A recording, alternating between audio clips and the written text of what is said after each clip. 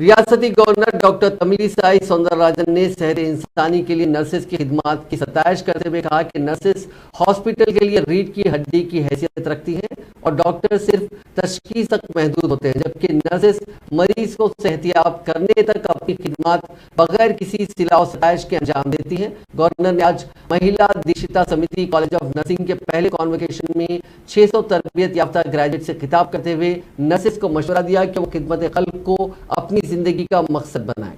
Governor ने कहा कि शोबे तिब से वापसगी पर फख्र है, जिसके बायस उन्हें रूहानी सुकून नसीब होता है। कॉन्वोकेशन से विनोद कुमार अग्रवाल, साबिक स्पेशल चीफ सेक्रेटरी हुकूमत तेलंगाना, और सरोज बजाज, सदर महिला दीक्षिता समिति ने भी खिताब किया।